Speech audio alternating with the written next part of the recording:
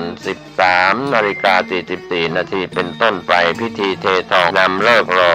องค์พระอุปคุตพระเทพปริยัติที่ปรึกษาเจ้าคณะจังหวัดเชียงใหม่ประธานฝ่ายบรรพชิตนายนิรัตน์พงษ์สิทธิถาวรผู้ว่าราชการจังหวัดเชียงใหม่จุดธูปเทียนบูชาพระรัตนตรัยสมาทานศีล 5พระสงฆ์ให้ศีลสงฆ์เจริญพุทธมนต์ 9 รูปขั้นตอนในการเททองหล่อพระประธานและแขกผู้มีเกียรติไปพร้อมกันที่มณฑลพิธีเททองประธานจุดธูปเทียนบูชาที่โต๊ะบูชาประธานยืนบนแท่นหย่อนแผ่นทองเงินนาคและก็ชิ้นทองเงินลงบนช้อนขันยาวที่ช่างหล่อยื่นให้แล้วถือได้สายสิญจน์ที่โยงมาเทลงเบ้าหล่อพระโดยมีผู้ร่วมพิธีถือได้สายสิญจน์ขณะที่เททองพระสงฆ์เจริญชัยมงคลคาถาพระสงฆ์ในพิธีประพรมน้ำพุทธมนต์ที่หุ่นพระช่างประธานและผู้ร่วมพิธีประธานในพิธีร่วมพิธีกลับไปนั่งที่เดิมถวายจตุปัจจัยทายธรรมแด่พระสงฆ์อนุโมทนาภาคค่ำ 17 นาฬิกาพิธีพุทธาภิเษกองค์พระเจ้าเก้าตื้นและเหรียญพระอุปคุตรุ่นศรีทวีทรัพย์นายพิชัยโลดพงษ์อดิศรนายกองค์การบริหารส่วนจังหวัดเชียงใหม่เป็นประธานจุดธูปเทียนบูชาพระรัตนตรัยมรรคนายกนำกราบบูชาพระรัตนตรัยสมาทานศีล 5พระสงฆ์ให้ศีลโลกจุดเทียนชัยประธานฝ่ายสงฆ์เจิมเทียนชัยเทียนมหามงคลและอธิษฐานจิตจุดเทียนชัยเทียนมหามงคลซ้ายขวาเรียนเชิญแขกผู้มีเกียรติจุดเทียนวิปัสสีและเทียนเงินเทียนทองและเทียนนวหรคุณเรียนเชิญแขกผู้มีเกียรติจุดเทียนในขันน้ำมนต์หน้าพระเกจิอาจารย์พระมหาเถระเจริญพุทธมนต์พุทธาภิเษก 9 รูปประธานฝ่ายสงฆ์ดับเทียนชัยประธานไปที่หน้าตู้เทียนชัยเจ้าหน้าที่ถวายใบพลูถวายแป้งเจิมเพื่อเจิมใบพลูอธิษฐานจิตดับเทียนชัยเทียนมหามงคลตามหลักพระเถราจารย์ประพรมน้ำพุทธมนต์โปรยข้าวตอกดอกไม้ถวายจตุปัจจัยทายธรรมแด่พระสงฆ์อนุโมทนาเป็นเสร็จพิธีท่านที่จะสอบถามข้อมูลเพิ่มเติมติดต่อได้ที่สำนักงานวัดสวนดอกพระรามหลวง 053-278-304 ก็เป็นข่าวสารเพื่อการประชาสัมพันธ์กำหนดการพิธีพุทธาภิเษกองค์พระเจ้าเก้าตื้นและพระอุปคุตรุ่นศรีทวีทรัพย์ณพระวิหารหลวงวัดสวนดอกพระรามหลวงตำบลสุเทพอำเภอเมืองเชียงใหม่จังหวัดเชียงใหม่วันพุธที่ 18 ตุลาคม 2566 นี้ทั้งภาคเช้าภาคบ่ายและก็ภาคค่ำเชิญท่านร่วมงานนี้โดยพร้อมเพรียงกัน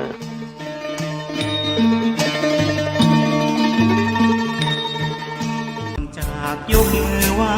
กันส่งสัญญาณ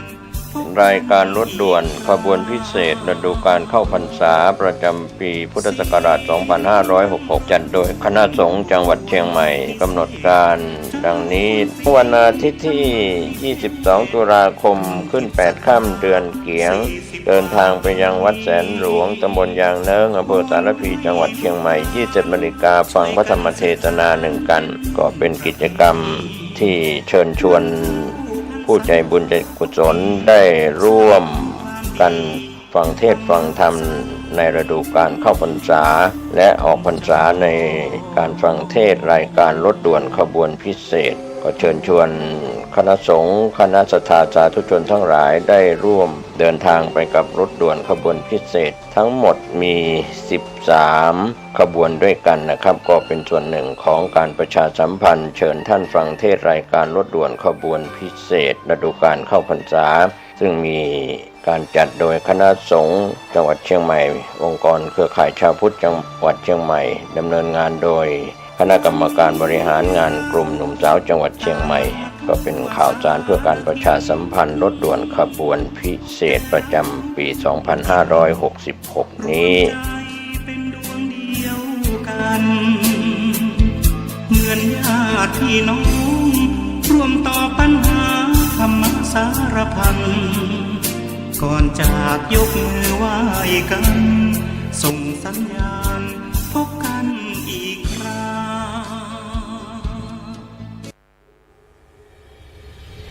ขอเชิญร่วมพิธีเทวาพิเศษกวันปิยมหาราชรัชกาลที่ 5 ณ วัดดอนจันทร์อำเภอเมืองจังหวัดเชียงใหม่เชิญร่วมพิธีทำบุญตักบาตรสืบชะตาพิธีพุทธาภิเษก ตระกุดดินเผาปีที่ 4 ในวันจันทร์ที่ 23 ตุลาคม 2566 กำหนดการวันที่ 21 ถึง 22 ตุลาคม 2566 วัดรับบริจาคดอกกุหลาบแดงขาวชมพูจำนวนมากวันที่ 22 ตุลาคม 2566 นำเอาดอกกุหลาบจัดถวายที่วิหารรัชกาลที่ 5 วันที่ 23 ตุลาคม 2566 รับบริจาคโรงทานตลอดทั้งวันวันที่ 23 ตุลาคม 2566 เวลา 7:30 นาทีทำบุญตักบาตรเวลา 9:39 นาทีพิธีสืบชะตาเสริมดวงบารมีเวลา 19:19 นาทีพิธีบวงสรวงพระปิยมหาราชรัชกาลที่ 5 เวลา 19:39 นาทีถึง 23:00 น.พิธีพุทธาภิเษกตระกุดดินเผาปีที่ 4 สนใจสอบถามรายละเอียดเพิ่มเติมวัดดอนจันทร์อำเภอเมืองจังหวัดเชียงใหม่ 053-240-184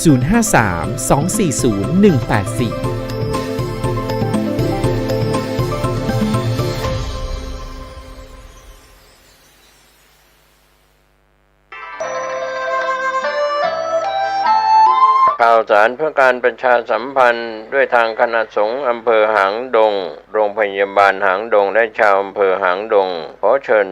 ชวนผู้ใจบุญร่วมเป็นเจ้าภาพทำบุญทอดผ้าป่าสามัคคีเพื่อสมทบทุนปรับปรุงห้อง ICU และครุภัณฑ์ทางการแพทย์เครื่องช่วยหายใจโรงพยาบาลหางดงทอดถวายณวัดหนองตองตำบลหนองตองอำเภอหางดงจังหวัดเชียงใหม่วันอังคารที่ 31 ตุลาคม พุทธศักราช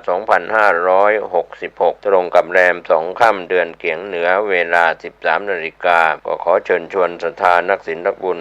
และผู้มีจิตศรัทธาร่วมบุญติดต่อได้ที่พระครูอาทรวิสุทธิคุณเจ้าอาวาสวัดหนองตองเจ้าคณะอำเภอหางดงจังหวัดเชียงใหม่สอบถามรายละเอียด 053-464-154 หรือที่มือถือ 0819503471 ได้ทุกวันบุญอันยิ่งใหญ่ในการสมทบทุนปรับปรุงห้อง ICU ครุภัณฑ์ทางการแพทย์เครื่องช่วยหายใจโรงพยาบาลหางดงอำเภอหางดงจังหวัดเชียงใหม่งานบุญนี้จะได้ทอดผ้าป่าสามัคคีการกุศล31 ตุลาคม พุทธศักราช 2566 เวลา 13 นาฬิกา ณ วัดหนองตอง อำเภอหางดง จังหวัดเชียงใหม่ เชิญท่านร่วมบุญนี้โดยพร้อมเพรียงกัน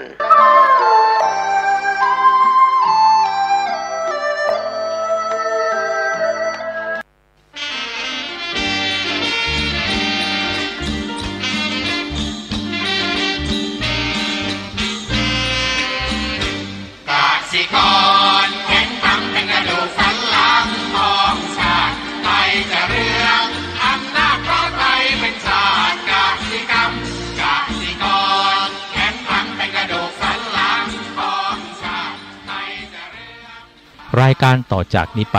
ขอเชิญท่านผู้ฟังทุกท่านเข้าสู่รายการดีมีคุณค่าน่าติดตามรายการเกษตรเพื่อชีวิตดำเนินรายการโดยกลุ่มรักเกษตรประสานงานโดยนายพิชัยคงพิทักษ์คณะเกษตรมหาวิทยาลัยเชียงใหม่หมายเลขโทรศัพท์ 053944030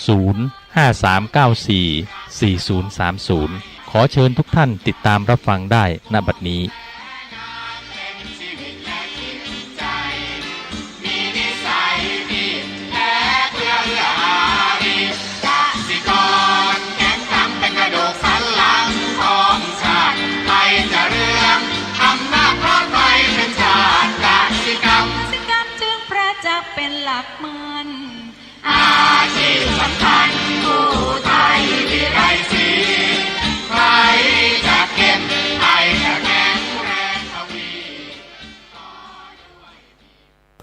สวัสดีครับท่านผู้ฟังพบกับรายการเกษตรเพื่อชีวิตสำหรับวันนี้เสนอเรื่องฝึกคิดวิเคราะห์ก่อนเข้าสู่รายการก็มีธรรมะมาฝากท่านผู้ฟังหัวข้อจากหนังสือพจนานุกรมพุทธศาสตร์ฉบับประมวลศัพท์เรียบเรียงโดยประเทศเวทีประยุทธ์โตมหาจุฬาลงกรณราชวิทยาลัยพิมพ์เผยแพร่ปี2533หัวข้อธรรมะวันนี้คือสัมพันธ์คำว่าสัมพันธ์นั้นเป็นแปลว่าความเกี่ยวข้องผูกพันเนื่องกันนะอันนี้ความสัมพันธ์ที่แปลความหมายอย่างง่ายๆนี่ในความสัมพันธ์เนี่ยถ้าเราขยายความเนี่ยมันเป็นสิ่งที่ท ำให้เราต้องคิดเหมือนกันว่าสัมพันธ์แบบไหนอย่างไรปกติแล้ว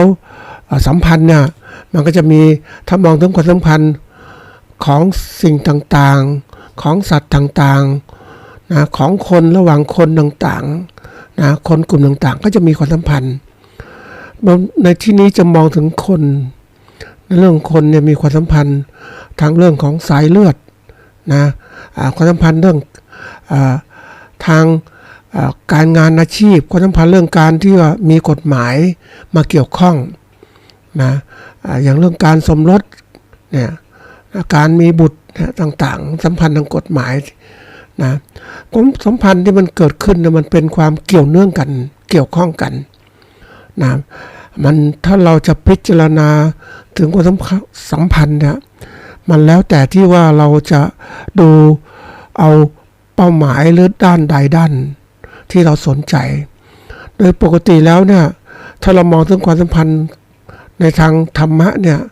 ธรรมะท่านบอกความสัมพันธ์มันเกี่ยวกันมันเป็นเหตุปัจจัยมันเกี่ยวเนื่องกันแล้วกันมันก็เป็นห่วงความสัมพันธ์เป็นลูกโซ่หรือปัจจัยการ13ประการมันเกี่ยวพันกันหมดเลยมันเป็นว่าจากความไม่รู้เนี่ยนะมันก็จะเริ่มต้นอย่างนี้นี่คือเรื่องของธรรมะแต่เรื่องคนนี่แน่นอนว่าเรามองว่าคนในส่วนใหญ่จะมองความสัมพันธ์เรื่องของความเอาธรรมชาติที่เป็นอยู่การสืบต่อทางสายเลือดการงานอาชีพเนี่ยก็เป็นส่วนที่สำคัญทีนี้เราพูดถึงความสัมพันธ์เนี่ยมันก็จะมีเรื่องที่เกี่ยวข้องกันว่ามันสัมพันธ์กันแล้วเนี่ยมันเป็นอย่างไรนะคือมันเกี่ยวดองความเป็นญาติกันเกี่ยวกันมันมาจากแหล่งเดียวกันไหมเนี่ยแล้วก็ความสัมพันธ์เกิดขึ้นแล้วก็มีการติดต่อกันและกันเนี่ยก็เป็นความสัมพันธ์ยิ่งยุคปัจจุบันมีการเกี่ยวข้องด้วยในแง่การสัมพันธ์กันมากขึ้นแล้วก็เสร็จแล้วก็จะกลายเป็นความเกี่ยวพันเกิดขึ้นนะเรามีโทรศัพท์มือถือคุยนู่นนี่ก็เกี่ยวพันก็มันก็เป็นคู่กันนะมันก็ติดต่อกันตลอดแล้วก็มันเชื่อมโยงคือเรื่องของการค้าการธุรกิจต่างๆทั้งหมดมิตรภาพที่เกิดขึ้นนะการคบหาเนี่ยมันก็ทำให้เกิดความสนิทสนมบางทีก็ถือเป็นพี่เป็นน้องกันมีนี่คือความสัมพันธ์ที่เราสร้างขึ้นมาทีนี้ในเรื่องของการที่เราจะดูว่าสัมพันธ์กันดีอย่างไรเนี่ยมันก็มีทฤษฎีของความเขาเรียกว่าทฤษฎีที่ว่าด้วยความจริงที่คือการดำเนินการว่าด้วยความสัมพันธ์ระหว่างจิตกับวัตถุอย่างนี้นะดำเนินการกระบวนการทั้งจิตกระบวนการวัตถุดำเนินการเพื่อวัตถุประสงค์ทางการเมืองอันนี้ก็เป็นความสัมพันธ์ที่เกิดขึ้นนะมันจะมีตัวที่เรียกว่าการสัมพันธ์ที่ดีจะต้องมีความสัมพันธ์อย่างสนิทการความดึงดูดความสนใจการมีลมร่วมความชอบพอใจความพอใจในการร่วมกันความสัมพันธ์ภาพกันต่างๆเหล่านี้มันมีทฤษฎีหลายอย่างมากนะแล้วก็ถ้าเราเข้าใจปุ๊บมันก็ทำให้เรานั้นสามารถจัดการเรื่องความสัมพันธ์ในทางที่ถูกต้องว่ามันควรเป็นอย่างไรนะอันนี้ก็เป็นสิ่งที่เราต้องคิดแล้วเพราะว่าเราอยู่บนโลกเนี้ยไม่ได้อยู่แต่ผู้เดียวเราอยู่กับหมู่มนุษย์ด้วยกันอยู่กับสิ่งมีชีวิตคนสัตว์พืชนะสัตว์พืชต่างๆตั้งแต่ขนาดเล็กขนาดใหญ่โตมันสัมพันธ์กันหมดแล้วสัมพันธ์เนี่ยมันก็ต้องจากชีวิตไม่พอมันมีสิ่งแวดล้อมที่เกี่ยวข้องอื่นๆอีกทั้งที่มีชีวิตและไม่มีชีวิตอีกมากมายทีเดียวถ้าเราเข้าใจความสัมพันธ์ก็จัดการความสัมพันธ์ให้ดีอย่างถูกต้องเนี่ยเราก็จะอยู่อย่างเขาเรียกอยู่อย่างมีความสุขความยั่งยืนแต่เราไม่จัดการสิ่งที่สัมพันธ์กันเนี่ยไม่ดีพอมันก็ส่งผลกระทบกระเทือนต่อตนเองด้วยอันนี้ก็ฝากไว้เป็นข้อคิดนะวันนี้มาพูดถึงเรื่องสำคัญเรื่องหนึ่งนะคือเรื่องของการที่หัวข้อของเราวันนี้คือฝึกคิดวิเคราะห์นะฝึกคิดวิเคราะห์เนี่ยทำให้ท่านผู้ฟังเนี่ยได้มีความคิดเรียกว่ารู้จักคิดวิเคราะห์ที่เกิดขึ้นมาดูความหมายที่ก่อนฝึกคิดวิเคราะห์เนี่ยคืออะไรฝึกคือ เป็นคำกริยาว่าทำหรือปฏิบัติ เพื่อให้เกิดความรู้ความเข้าใจจน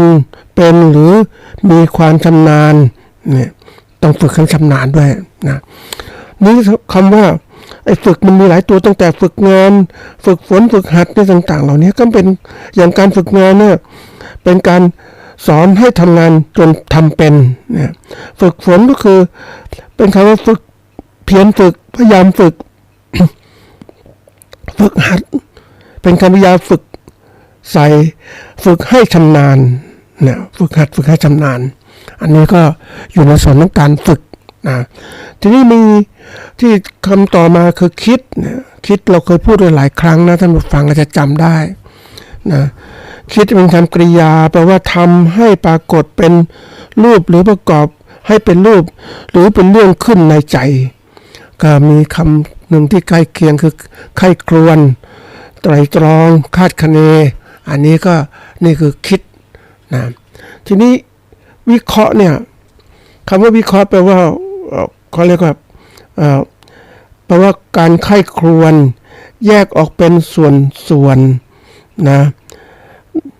การวางแผนงานเพื่อศึกษานะ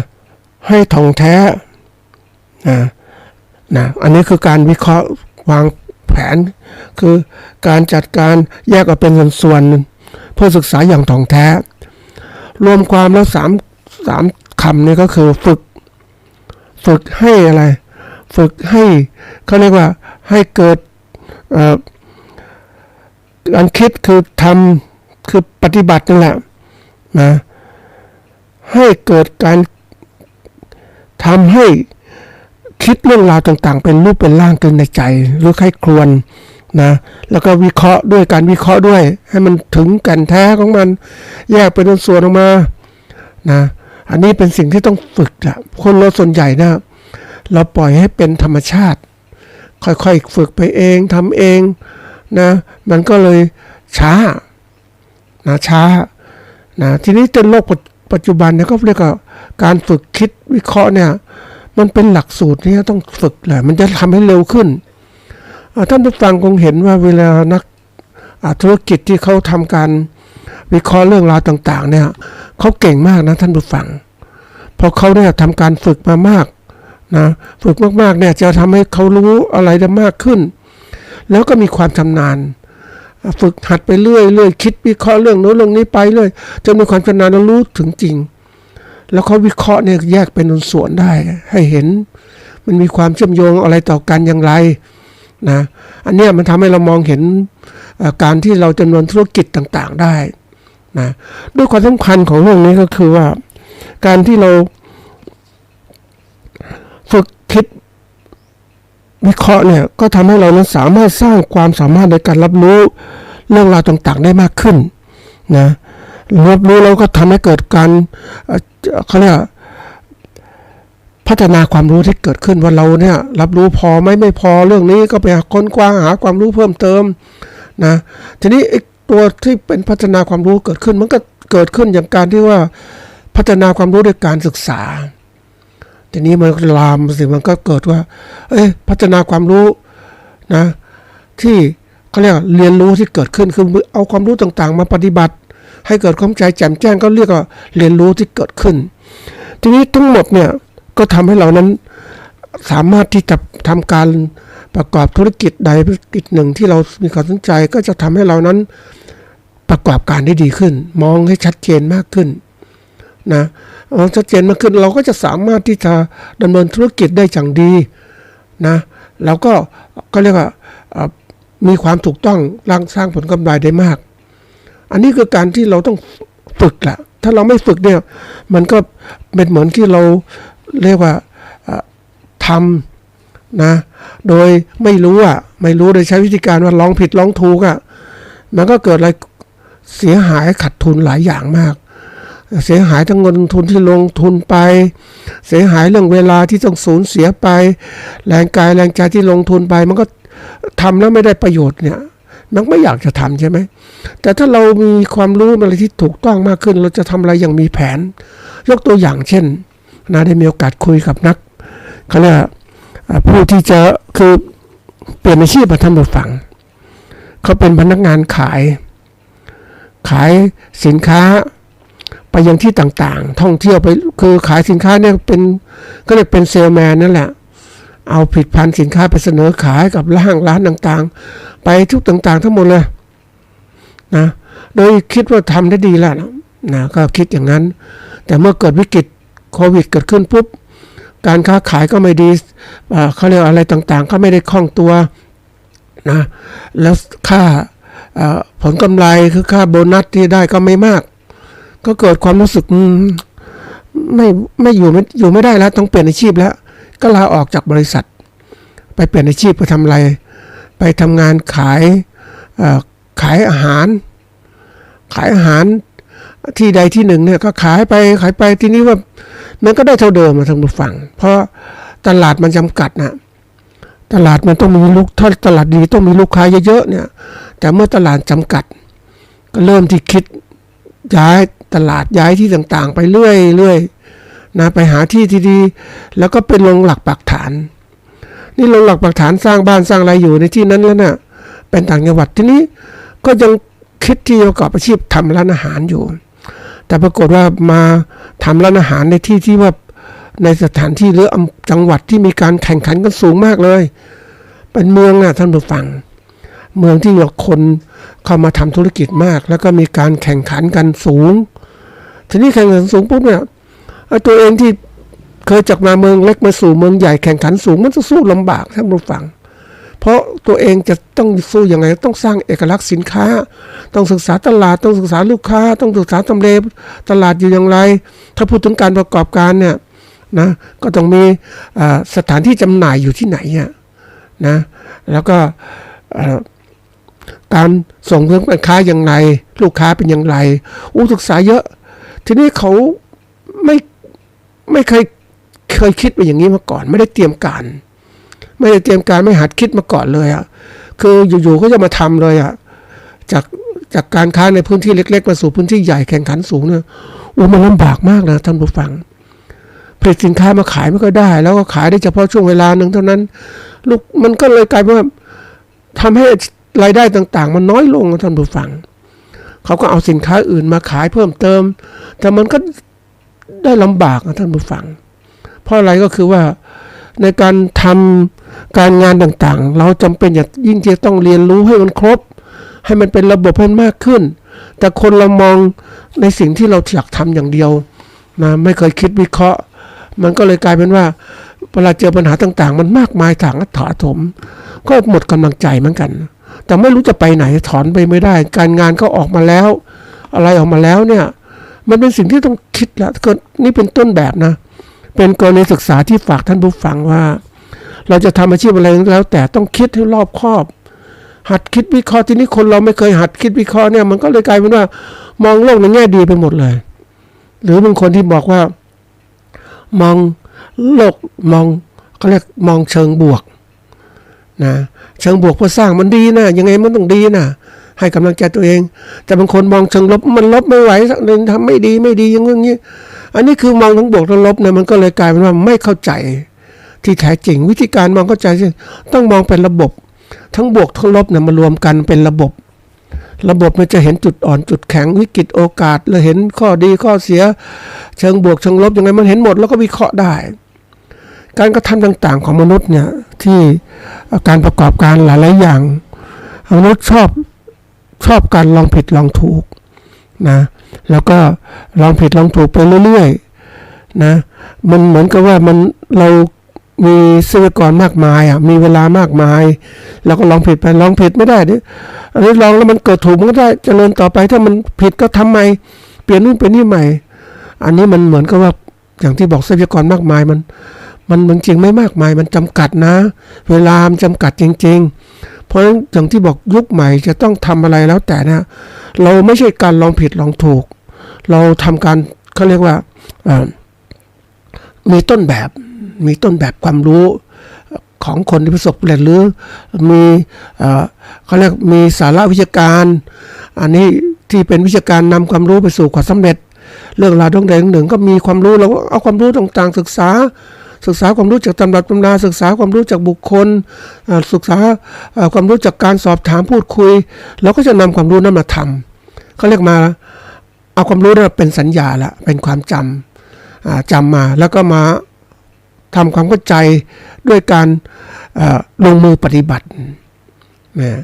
มันจะได้อย่างนี้ทำการคิดวิเคราะห์แล้วก็ลงมือปฏิบัติก็ทำให้การปฏิบัตินั้นเราเห็นผลเฮ้ยมันจริงไหมได้ผลจริงไหม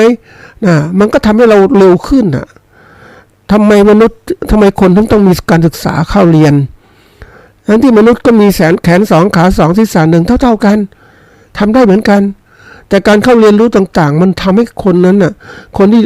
เรียนรู้มีโอกาสที่สัมพันธ์ที่ได้สัมผัสกับวิชาการที่ทันสมัยมากขึ้นนะท่านผู้ฟังอย่างที่คนที่ประสบผลสำเร็จดีไปเรียนรู้จากมหาวิทยาลัยที่สอนธุรกิจต่างๆที่เก่งมากๆของโลกเนี่ยเขาไปอยู่ที่นั่นเพราะอะไรเขาปูพื้นฐานเคยเห็นคนที่เขาประสบความสำเร็จนะท่านผู้ฟังก็คุยกันเรื่องเฮ้ยทำไมทำสำเร็จได้ดีแน่นอนก็เพราะว่าเขาได้ศึกษาดีเองศึกษามาดีแล้วก็ในกลุ่มที่เขาศึกษาสาขาวิชาเหล่านั้นเนี่ยเขาได้สัมผัสกับคนต่างๆคนที่มาเรียนรู้อย่างพวกที่เขาเรียกจบปริญญานะท่านผู้ฟังจบปริญญาตรีนี่แหละแล้วเสร็จแล้วมาต่อปริญญาโทบริหารธุรกิจนานาชาติพักพวกกันไปเรียนให้เรียนทำไมเพื่อนก็บอกมันธุรกิจมันต้องต่อยอดใช่ไหมแต่เราคิดผู้เดียวเราอยู่แต่ผู้เดียวเนี่ยนะเราอยู่แต่ผู้เดียวเราทำแต่ผู้เดียวก็คิดว่าดีแล้วแต่การที่เราได้ไปเรียนรู้อีกคนหนึ่งโลกพักพวกที่มากมายเนี่ยเรียนด้วยกันเนี่ยแต่ละคนก็มีโลกของตัวเองเพราะนั้นโลกต่างๆมาสัมพันธ์กันมันก็เกิดการถ่ายทอดความรู้การเชื่อมต่อของความรู้ทำให้เขานั้นพลิกแพลงต่างๆในแง่ธุรกิจได้บางทีก็ได้ความรู้วิชาการมามากนะได้แต่แขนงวิชาการต่อยอดไปเรื่อยๆไม่พอได้พันธมิตรทางธุรกิจอีกโอ้โหมันสำเร็จนะท่านผู้ฟังหลักสูตรนี้ก็ลงทุนกันเป็นหลายแสนนะท่านผู้ฟังแต่เขาเข้าไปแล้วก็สำเร็จมากเลยอ่ะท่านผู้ฟังเพราะว่าคุ้มค่ากับลงทุนนี่คืออะไรนี่คือตัวอย่างที่ยกว่าเราคิดวิเคราะห์แต่ผู้เดียวมันไม่ไหวเราต้องหัดให้คนอื่นมาคิดวิเคราะห์แล้วก็เอาความรู้ต่างๆที่เขามีวิเคราะห์ต่างๆมาศึกษานี่คือการต่อยอดธุรกิจของเรานะเรามาดูที่ว่าเราศึกษาวิเคราะห์ทำยังไงนะวิธีการนะเราส่วนใหญ่ชอบสนใจเรื่องนอกตัวใช่ไหมเรามาคิดให้ก่อนนะเรามองรอบตัวให้ก่อนคือเรื่องของรัฐบาลมีนโยบายกำหนดว่าจะทำอะไรหรือไม่ทำอะไรนะในเรื่องราวต่างๆแล้วดูแผนรัฐบาลวางแผนที่คือกิจกรรมที่วางไว้ตามเวลาว่าถึงเวลาจะทำอะไรไม่ทำอะไรมีเวลากำกับนะอันนี้แผนนั้นนะทีนี้มาถึงแผนดำเนินการก็คือเอานโยบายมาใช้เลยละนะทีนี้เราวิเคราะห์ว่าแผนของรัฐบาลเนี่ยปกติเวลาแผนเนี่ยก็ต้องอะไรก่อนเขาต้องดูปัญหาของประชาชนด้วยก่อนว่าเฮ้ยประชาชนมีปัญหาอะไรปัญหาแรกที่เคยกล่าวไว้คือปัญหาเศรษฐกิจสังคมการเมืองการปกครองสิ่งแวดล้อมต่างๆที่เกิดขึ้นทีนี้มาดูว่าแผนเมืองการรัฐบาลเขาก็พยายามที่จะทำอะไรนึกอะไรก่อนที่เขาต้องการคือแก้ปัญหาเศรษฐกิจของประเทศเขาคิดอย่างนั้นเพราะว่าคนยิ่งเจอวิกฤตเศรษฐกิจต่างๆมันไม่มีทางออกเขาก็ต้องดำเนินการทำอะไรก็แล้วแต่ที่ทำให้ประเทศมีรายได้แล้วที่ง่ายที่สุดเลยที่สุดล่ะทำยังไงก็ต้องเลือกกิจกรรมที่จะทำแล้วได้เลยที่สุดคือการท่องเที่ยวและการโรงแรมเนี่ยคือเรามีทรัพยากรอยู่แล้วในพื้นที่เพราะฉะนั้นถ้าคนมาเที่ยวปุ๊บก็เกิดการจับจ่ายใช้สอยไม่เกินรายได้ของประเทศภาษีก็จะมากขึ้นอันนี้ตัวแรกที่เขาทำเขาพยายามโปรโมทการท่องเที่ยวต่างๆที่เกิดขึ้นเพื่ออะไรเพื่อหวังเงินเอาเงินมาก่อนได้เงินมาในประเทศแล้วก็เสร็จแล้วก็รัฐบาลก็เก็บภาษีได้เนี่ยอันนี้ธุรกิจท่องเที่ยวนี่เขาลงทุนคือเขาแค่โฆษณาเขารีบทำแล้วลดอะไรลด ขั้นตอน การตรวจคนเข้าเมืองรถนู่นรถนี่นะมีทุกอย่างจูงใจให้คนมาเที่ยวนี่โดยขายสภาพธรรมชาติของประเทศนี่แหละง่ายที่สุดอันที่สองเนี่ยรัฐบาลก็มีนโยบายที่ว่า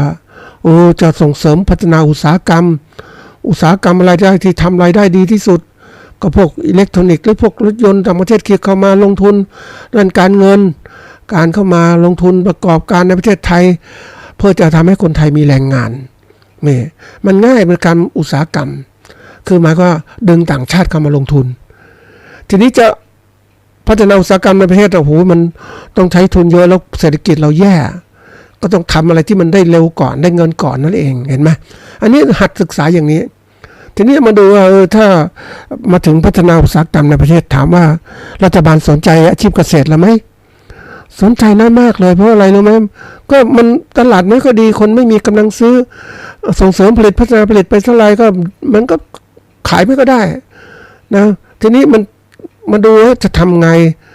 พัฒนาอุตสาหกรรมเกษตรมันดีขึ้นคนเกษตรเนี่ยคนเกษตรยังต้องพัฒนาเยอะมากนะเกษตรกรต้องพัฒนาเรื่องความรู้ความสามารถการบริหารธุรกิจต่างๆทั้งเก่งทีนี้ปรากฏว่าระหว่างที่ทำกลุ่มเกษตรกรกับกลุ่มผู้ประกอบการมันก็มีคู่แข่งไงไม่ท่านผู้ฟัง กลุ่มเกษตรกรกับกลุ่มคู่แข่งของเกษตรกรเราเรียกว่าผู้ประกอบการนั่นแหละที่ประกอบอาชีพเกษตรเนี่ยทำอุตสาหกรรมเกษตรเพราะฉะนั้นรัฐบาลก็คิดทำยังไงดีทำจะได้เงินมากๆเพราะฉะนั้นก็เปิดนโยบายว่าคนที่แข่งขันเสรีต่างๆนี่มันทุนนิยมในตำรวจฟังคนนี้ทุนนิยมที่ใครเป็นมีทุนเยอะก็สู้ได้ชนะได้ก็ปล่อยให้การต่อสู้กันเกิดขึ้น มันก็เกิดเลยเกิดการแข่งขันกันระหว่างเกษตรกรกับผู้ประกอบการเอาตัวอย่างอุตสาหกรรมเลี้ยงหมูนี่แหละนะเพราะนั้นผู้ประกอบการเกษตรที่แข่งขันผลิตเลี้ยงหมูมากๆนะต้นทุนต่อหน่วยต่ำมีโรงอาหารสัตว์ของตัวเองมีทุกอย่างซื้อผลิตผลเกษตรมาแปรรูปเป็นอาหารสัตว์เลี้ยงหมูสบายมีเทคโนโลยีมี AI เข้ามาใช้ในการประกอบการเลี้ยงหมูต่างๆเขาก็ได้ผลผลิตที่เรียกว่ามีต้นทุนที่ต่ำนะแล้วก็ค้าขายได้คุมตลาดค้าขายได้ดีระบบที่ว่าไงก็ตามคนก็ซื้ออยู่แล้วก็มาแข่งขันเกษตรกรต้นทุนสูงนะมันก็ไปไม่ได้ที่สุดเกษตรกรก็ต้องเลิกใช่ไหมทีนี้ไอ้รายใหญ่ๆพวกนี้ก็แน่นอนก็ผลิตได้มากอะไรมากก็ขายได้มากรัฐบาลก็ได้เงินภาษีมากเพราะฉะนั้นกรณีนี้ก็ปล่อยไปตามธรรมชาติรัฐบาลจะมาช่วยไม่ไหวพอจะช่วยภาคเกษตรเนี่ยถามว่าต้องพัฒนาตัวเกษตรกรให้เก่งขึ้นมีความสามารถมันเวลาจำกัดเพราะนั้นก็ต้องปล่อยให้ทุนนิยมผู้ประกอบการที่มีฐานะก็เอาชนะไปเนี่ยเขาก็มีความเข้มแข็งคือรัฐบาลมองถึงภาษีที่ก่อนเงินที่จะได้แล้วเป็นภาษีนี่คือการวิเคราะห์ว่าแล้วใครจะสนใจเกษตรกรล่ะก็สนใจธรรมดานะแก้ปัญหาทั่วไปน้ำแรงน้ำอะไรก็ทำไปอย่างเงี้ยเพราะว่าอะไรรู้ไหมการจะแก้ปัญหาให้ทุกคนลำบากมากนะเพราะภาคเกษตรคนเยอะนะแต่ภาคธุรกิจเนี่ยมันคนไม่มากแต่ว่าเขาธุรกิจเขาทำทีนึงเขาก็ได้กำไรเขาสร้างเงินมากมหาศาลแล้วถ้ามองกันผลประกอบการรายได้นี่คือสิ่งที่เกิดแล้วเมื่อมีรายได้เกิดขึ้นก็ภาษีเหล่านั้นก็มาจ้างข้าราชการทำงานต่างๆช่วยเหลือเกษตรกรเมื่อก็ย้อนกลับมาแต่ถามว่าจะช่วยใครได้ก่อนล่ะก็ช่วยผู้ประกอบการขนาดใหญ่ได้ก่อนในทุนนิยมได้ก่อนเนี่ยอันนี้คือความจริงนะนี่คือวันการจะถามว่าผู้บริหารหรือรัฐบาลมองผิดไหมเขาก็มองไม่ผิดของเขาเพราะได้ทำอะไรแล้วแต่เนี่ยให้ได้เงินมามากที่สุดเสียก่อนแล้วค่อยมาจัดการเรื่องความยุติธรรมที่เกิดขึ้นว่าใครควรจะทำอะไรยังไงเพราะว่าถ้าคุณไม่มีเงินคุณก็จัดการอะไรไม่ได้อันนี้มองในรูปแบบที่ว่าประเทศทุนนิยมนะเนี่ยแล้วถามว่าจะ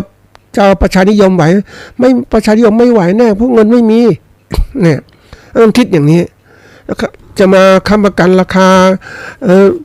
เขาเรียกช่วยเหลือเกษตรกรต่างๆที่ประสบปัญหาต่างๆอย่างมากมายเต็มที่ทำไม่ได้เพราะไม่มีทุนนี่คือตัวอย่างเราต้องมีทุนมีเงินได้ก่อนมีภาษีได้ก่อนนั่นเองเอามาจัดการ นี่คือการแก้ปัญหาเฉพาะหน้าเวลาเรามองปุ๊บเนี่ยก็ต้องเห็นว่ามันจะเป็นอย่างนี้นะเศรษฐกิจแบบนี้นะ นี่ถ้าเราหัดมองเป็นนะเราจะรู้เลยว่าเราเนี่ย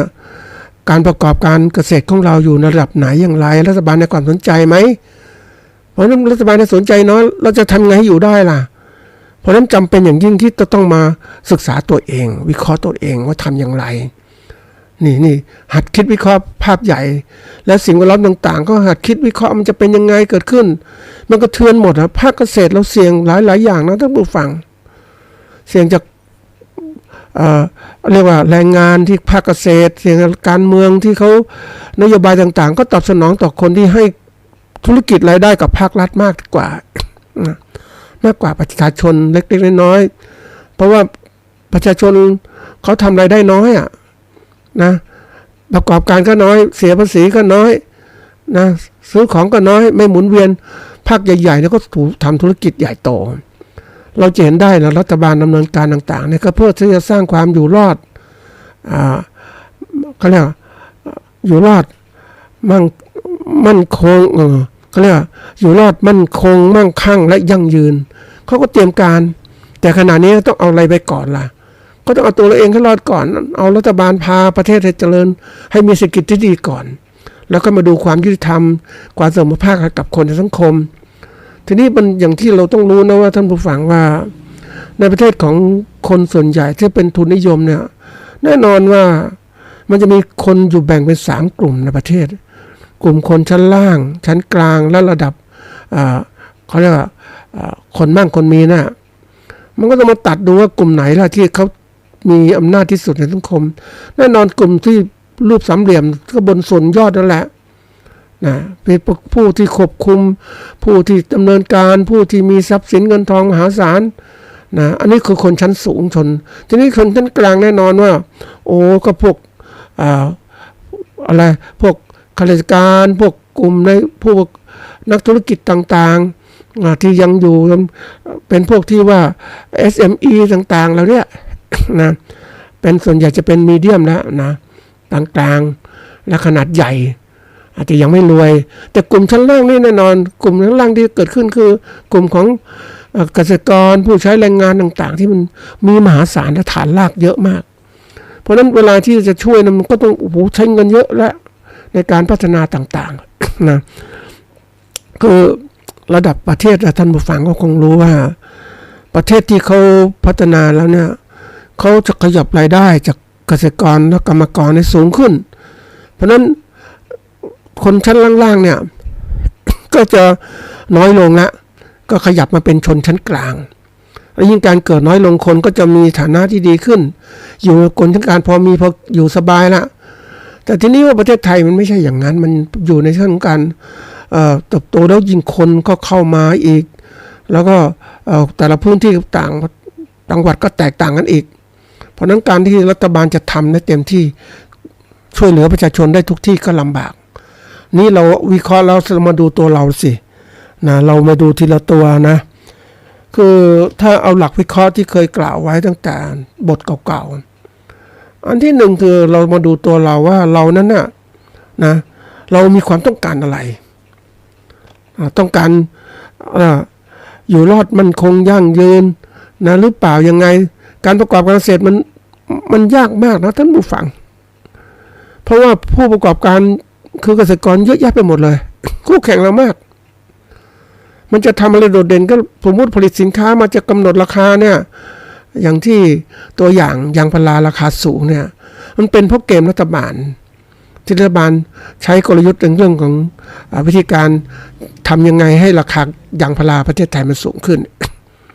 จะถามว่าถ้ารัฐบาลมีนโยบายมาทำอย่างนั้นเนี่ยแล้วภาคเกษตรจะทำไหวไหมผู้ประกอบการสวนยางมาคุยกันไหมทำนู้นมันไม่ไหวมันสู้ไม่ไหวเพราะว่าเราไม่เคยฝึกเรื่องการที่จะรวมกลุ่มกันชัดเจนนะสังคมไทยเนี่ยสังคมที่จะอยู่แบบตัวใครตัวแต่ละคนก็รวมกลุ่มไหนที่ร้องได้ดีก็อยู่นะร้องไม่ดีก็ไม่ไหวนะแต่ที่รัฐบาลทำเนี่ยมันรวมกันหลายประเทศมันก็สร้างก็เรียกกำหนดราคารัฐบาลแต่ประเทศที่ผลิตยางกำหนดราคายางก็สูงขึ้นทำให้เป็นที่ต่อรองกับผู้ที่ใช้ ยางพาราแต่ของเรานั่นน่ะเราข้าวจะถามว่าใครเป็นผู้ต่อรองไม่มีใช่ไหมไม่มีพี่อำนาจเกิดขึ้นเพราะว่าพ่อค้าในท้องถิ่นเขาคุมกันหมดแล้วนะถ้าคุณเรียกร้องมากเดี๋ยวฉันไม่ซื้อคุณจะทำอย่างไรเราประชาชนผู้เกษตรกรชาวไร่ชาวนาเขาตกที่นั่งลำบากนี้เพราะอำนาจต่อรองเราน้อยเราต้องสร้างอำนาจต่อรองที่เกิดขึ้นเพราะนั้นจะมั่นคงอย่างไรล่ะก็ต้องคิดละหาทางรวมกลุ่มได้ไหมเกษตรกรจังหวัดนี้เลยรวมกันเนี่ยสร้างโรงสีขึ้นมาสร้างเลยแต่มันก็ทำได้ยากเพราะอะไรรู้ไหมเพราะเรานั้นเคยฝึกอย่างที่บอกอยู่แต่โดดเดี่ยวนั่นเองสังคมไทยเนี่ยถูกเขาเรียกว่าไม่ค่อยเข้มแข็งนะท่านผู้ฟังไม่ค่อยเข้มแข็งเรื่องการรวมกลุ่มเพราะอะไรรู้ไหมเพราะว่าถ้ารวมกลุ่มแข็งเนี่ยก็รัฐบาลคุมได้ยากก็ใช้วิธีการทำให้มันอ่อนแอเคยได้ไปดูตัวอย่างเช่นเกษตรกรสหกรณ์น่ะรวมกลุ่มสหกรณ์แต่ละจังหวัดน่ะสหกรณ์ชาวนาจังหวัดนี้มันก็รวมกลุ่มเป็นอะไรมันก็แยกใช่ไหมแต่ถ้าเราทำสหกรณ์จังหวัดเป็นชุมนุมสหกรณ์ใหญ่เลยทุกจังหวัดมารวมกันมีอำนาจต่อรองทั้งหมดนะอันนี้มันจะเข้มแข็งมากขึ้นแต่นี่มันเล็กอ่ะอะไรต่างๆมันเล็กมันทำให้ก็เลยแนวโน้มของคือความคิดของคนปกครองเนี่ยทำยังไงให้ผู้ใต้ปกครองเนี่ยไม่ให้มีอำนาจมากเกินไปมีอำนาจมากเกินไปก็คุมได้ยากเขาก็เลยทำให้มันเล็กๆลงไว้ดีกว่านะไม่พัฒนาให้มันเข้มแข็งมากขึ้นเพราะอะไรก็คือว่าถ้าเข้มแข็งมากขึ้นรัฐบาลก็เดือดร้อนอาการที่อย่างกรณีของพรรคการเมืองก็เช่นกันนะพรรคการเมืองรวมกลุ่มคนขึ้นมานะเข้มแข็งขึ้นมานะนี่ประเทศไทยอย่างที่บอกพัฒนาพรรคการเมืองให้เข้มแข็งรวมกลุ่มกันนะก็ถูกปฏิวัติทุกทีนี่คือเกมของผู้ปกครองที่เขาทำไว้นานแต่ประเทศที่ต่างประเทศเขาทำมันจริงจังเนี่ยพรรคการเมืองยุบไม่ได้นะอย่างเนี้ยโอ้โหมันยุบมันมีความเข้มแข็งมันต่อยอดต่อเนื่องกันจนประเทศแบ่งเป็นพรรค2-3 พรรคเท่านั้นแหละไม่มากมายแต่อย่างเรานี่มีเยอะแยะเลยนะนี่คือการทำให้ความอ่อนแอในเรื่องการเมืองมันเกิดขึ้นทีนี้เรามาดูว่านี่ คนแต่ละคนมันก็ถูกแบ่งแยกอย่างนี้เพราะนั้นวันนี้เราต้องดูว่าเราทำเกษตรแบบไหนอยู่รอดอย่างไรต้องการผลสำลิดแบบไหนต้องตั้งให้เหมาะสมมุ่งมองไปที่เราทำเนี่ยทำเพราะว่าปกติมันต่อยอดมาจากที่พ่อแม่ทำมาก็อยู่ทำการเกษตรกินมาเรื่อยๆทำมาเรื่อยๆไม่ได้คิดอะไรเพราะเราการศึกษาของเรามันน้อยท่านผู้ฟังลูกหลานเกษตรกรที่มีการศึกษามากเขาก็รู้เขาก็ออกจากภาคเกษตรเนี่ยนะอันถัดมาดูวิเคราะห์ว่า การให้ความสำคัญเราเองถ้าเราประกอบอาชีพเกษตรต้องให้ความสำคัญในการเกษตรให้มากขึ้นถ้ามันไม่ไหวก็ต้องหาทางเปลี่ยนแปลงพัฒนานะเราจะอยู่แบบเรื่อยๆเฉยๆไม่ได้แล้ววันนี้รัฐบาลให้ความสำคัญเราพูดตรงๆนะท่านผู้ฟังเราคือถ้าพูดถึงการเกษตรเนี่ยตัวสำคัญที่สุดก็คือปัจจัยการเกษตรของเราเนี่ยมันต้องมีมากพอ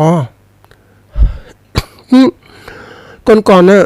ครอบครัวแต่ละครอบครัวมีพื้นที่เกษตรเนี่ยมากมายนะ20 ไร่40 ไร่60 ไร่100 ไร่แล้วแต่เพราะว่าจะครอบครองพื้นที่ได้มากแต่ปัจจุบันมันหลายปีผ่านไปมีลูกหลานพ่อแม่ก็แบ่งพื้นที่นาให้ลูกหลานเล็กลงจากแปลงใหญ่ๆสมมติว่า20 ไร่มีลูก10 คนก็แบ่งคนแล้วเท่าไหร่2 ไร่อย่างเนี้ยนะโอ้โหมันเล็กลงมันทำอะไรไม่ก็ได้ท่านผู้ฟังวันนี้บางคนที่เห็นเขาประกอบอาชีพที่เขาใหญ่ๆโตเนี่ยเขามีพื้นที่เกษตรเขามากนะอย่างฟาร์มโชคชัยสมมุติง่ายๆแหละ ใหญ่โตนะมันทำอะไรคุ้มอ่ะไอ้เราถ้าอยู่เล็กๆมันพื้นที่ประกอบการมันเล็กมันจะไปไหวไหมในปัจจัยที่ดินทุนน่ะก็น้อยลงเพราะทำพื้นที่เล็กมันก็ได้กำไรน้อยทุนก็น้อยมันเหมือนกับว่าแรงงานอีกเช่นกันก็น้อยลงอีกการประกอบการก็วิธีการก็มันเล็กลงวิธีการก็ไม่ทันสมัยมันก็เลยกลายว่าอยู่ได้ลำบากแหละนั่นแหละตัวสำคัญเราต้องให้ความสำคัญเรื่องนี้มากต้องหัดวิเคราะห์จะทำยังไงต่อหัดคิดบางคนบอกไม่เอาคิดแล้วปวดหัว แต่ในที่นี้ต้องหัดคิดเพราะว่าคิดเพื่อหาทางออกในการอยู่รอดในการประกอบการของเราถ้าเราไม่คิดเราอยู่เรื่อยๆเฉยๆเนี่ยมันที่สุดเนี่ยอะไรรู้ไหมท่านผู้ฟังผู้ประกอบการรายใหญ่หรือทุนนิยมที่มันเข้ามาเนี่ยมันทำการเกษตรนะมันคุมได้หมดนะท่านผู้ฟังแล้วเราจะอยู่ยังไงนะถ้าเราไม่คิดหาทางออกเพราะนั้นบางคนที่เล็กๆก็พัฒนามันโตขึ้นให้ใหญ่ขึ้นนะให้อยู่รอดแต่เล็กๆพัฒนาไม่ได้ก็ต้องเลิกเสีย ไม่คือมันไม่มีทางท่านผู้ฟังมันเหมือนกับอย่างที่เคยกล่าวไว้ว่าบนถนนเส้นเดียวกันมีคนเดินเท้าข้างๆคนเดินทางบนถนนนั่นแหละมีคนขับจักรยานคนขับมอเตอร์ไซค์คนขับรถบรรทุกคนขับรถเก๋งคนขับทุกอย่างเลย มันใช้เส้นทางเดียวกันแต่คนละช่องทีนี้มันช่องเล็กๆบางครั้งเล็กๆมันก็เบียดเรามามันแข่งบนเส้นทางใหญ่มันเบียดมันก็ทับเราเดินถนนแล้วก็ตายสิเพราะนั้นวันนี้ต้องหาวิธีการป้องกันขนาดรัฐบาลไปเจอชุมชนหนึ่งนะท่านผู้ฟังเขาพยายามทำถนนเส้นเป็นถนนใหญ่ทีเดียวทีนี้เขาก็ทำเส้นทางจักรยานหวังให้คนขับจักรยานหรือคนเดินคนวิ่งต่างๆมีช่องทางถ้าถามว่าให้คุณตีเส้นอย่างเดียวไม่ได้บางที่ตีเส้นนะบางที่ได้ทำอะไรทำโครงเหล็กมากั้นไม่ให้รถมันวิ่งออกมาจากเส้นทางมาชนคนที่เดินทางหรือคนจักรยานขับจักรยานจะถามว่าโครงเหล็กเหล่านั้นก็เล็กถ้าถามมันพุ่งมาทีเดียวตายไหมตายนะคนขับจักรยานตายแน่นอนมันเสี่ยงทุกอย่างท่านผู้ฟังนี่คือขนาดเล็กคนเล็กๆมันถูกคนใหญ่ๆมันเบียดบังมันทับได้นะเพราะนั้นวันนี้บอกเฮ้ยเราต้องจัดความสำคัญตัวเองอย่างไรนะแล้วก็ถัดมาก็ต้องรู้จักว่าวางแผนด้วยถ้าเราจะอยู่บนเส้นทางนี้ต้องหัดวางแผนดำเนินการกิจการต่างๆอย่างมีแผนนี่สำคัญมากนะท่านผู้ฟังจริงๆวิชาเรื่องของการวางแผนธุรกิจต่างๆนะฮะมันเป็นสิ่งที่ต้องหัดท่านผู้ฟังที่เป็นเกษตรกรหรือผู้ประกอบการต้องหัดวางแผน วางแผนนี่คือการเขียนเรื่องราวกิจกรรมต่างๆไว้บนเส้นทางที่เราจะไปสู่เป้าหมายจะทำอะไรก่อนหลังอย่างไรวางไว้เลยหัดวางแผนแล้วมีเวลากำกับไม่ว่าจะถึงขั้นตอนนี้เสร็จเมื่อไหร่ต้องมีหัดการหัดวางแผนนี่มันหัดคิดนะคิดบนกระดาษคิดสมองไม่พอต้องหัดคิดบนกระดาษหัดคิดกระดาษจนชำนาญขีดเส้นตรงนี้เหมือนเราเดินทางท่านผู้ฟังวางแผนเดินทางเนี่ยตอนแรกๆเราก็คิดว่าเราจะไปจากที่นี่ไปสู่จุดนั้นเนี่ยจุดกอไก่เนี่ยเอาไงจุดอำเภออะไรอำเภอไปกรุงเทพก็ได้เอาง่ายๆไกลๆดิไปกรุงเทพปุ๊บเนี่ยแรกๆก็คิดว่าจะเชียงใหม่ไปกรุงเทพก็วางก็สั้นอย่างนี้นะจะเป็นเส้นทางในผลโยธินแต่ทีนี้เราศึกษาเฮ้ยผลโยธินนะมันก็เก่าไปแล้วนะเฮ้ยมันเส้นทางมันอ้อมมันเป็นถนนโบราณนะท่านผู้ฟังมันคดเคี้ยวไปมาต่างๆโอ้ย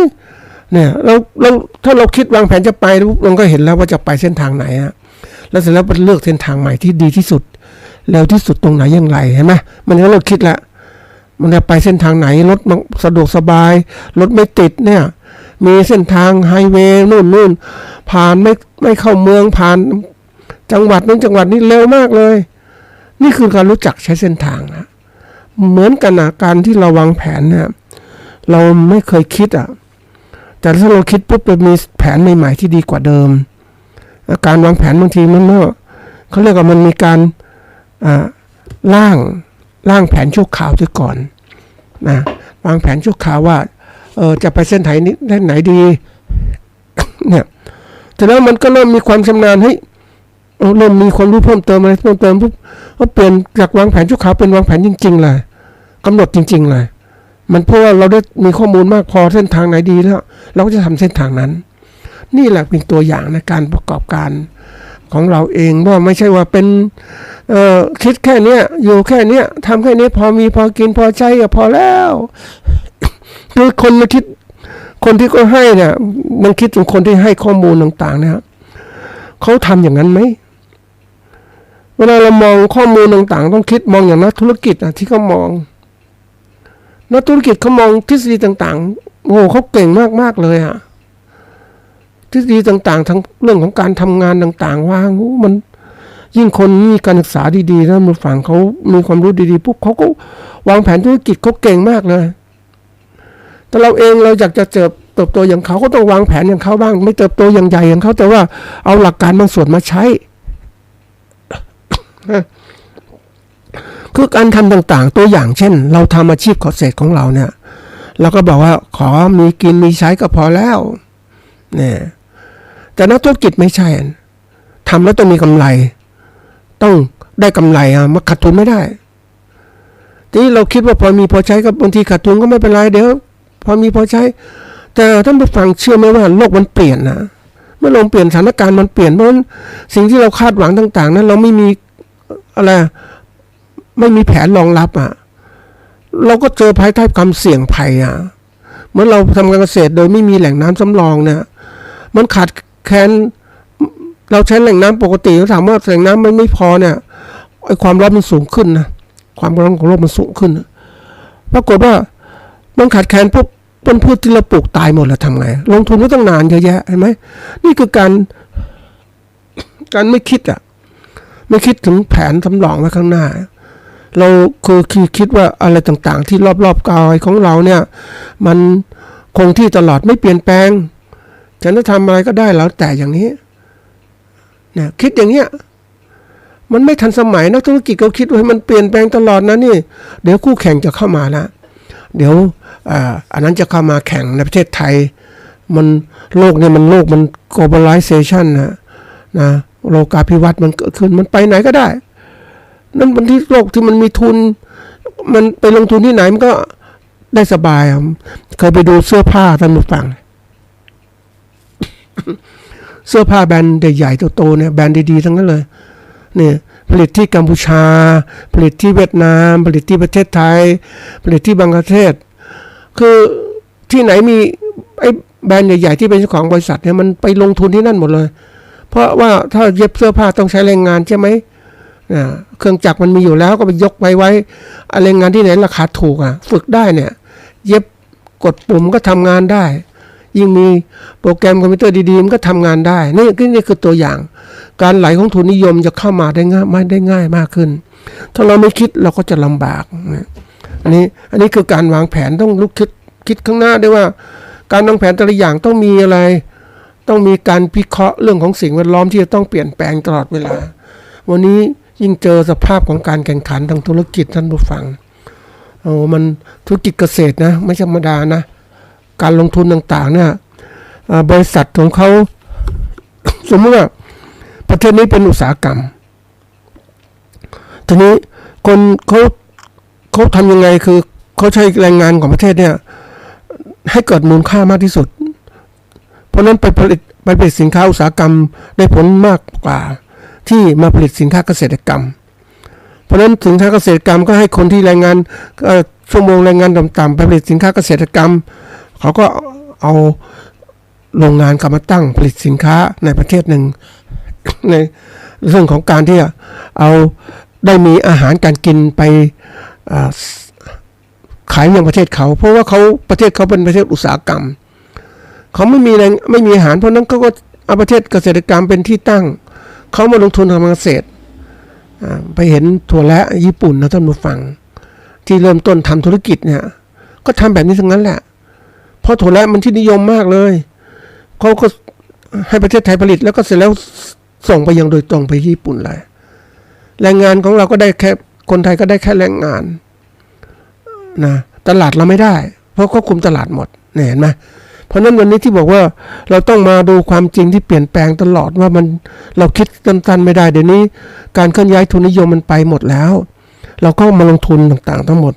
ถัดมาเรื่องของการจัดการกับเวลาเราต้องคิดเสมอว่าเวลาของเราเนี่ยมันมีจำกัดนะเราจะไปลองผิดลองถูกไม่ได้แล้วนะวันนี้ต้องรีบทำอะไรต้องรีบทำช้าไปวินาทีก็ไม่ได้นะท่านผู้ฟังเพราะโลกมันเปลี่ยนคู่แข่งเราเปลี่ยนคู่ค้าเราเปลี่ยนพูดพวกเราเปลี่ยนเราศึกษาไม่ทันก็จะลำบากแล้วเพราะนั้นวิธีการต้องประหยัดทรัพยากรคือเวลาของเราเนี่ย บางคนบอกเวลาเรามีมากมายทำอะไรก็ทำเรื่อยๆลองผิดลองถูกไปเรื่อยๆก็ได้ไม่เป็นไรไม่ได้แล้วเดี๋ยวนี้มันเปลี่ยนหมดนะทำอะไรก็รีบทำต้องมองให้มันชัดยิ่งมองเห็นโลกกว้างขึ้นมันน่ากลัวนะท่านผู้ฟังคนที่ไม่รู้จักคุณค่าเวลาเนี่ยมันลำบากนะท่านผู้ฟังเห็นแล้วก็สงสารนะสงสารความยากลำบากของคนที่ลองผิดลองถูกล้มเหลวครั้งแล้วครั้งเล่าผิดไปเนี่ยทีนี้ถ้าเราให้ความสำคัญกับเรื่องนี้ปุ๊บเนี่ยทำยังไงจะประหยัดเวลาก็ต้องพยายามทำอะไรที่มันดีที่สุดหลักวิธีการทำงานต้องดีที่สุดเนี่ยมันถึงจะสำเร็จนะสุดท้ายคือความพยายามของเราเนี่ยความพยายามของเรามันมีมากพอไหมวันนี้ถ้าพูดถึงแล้วคนประกอบเกษตรนะท่านผู้ฟัง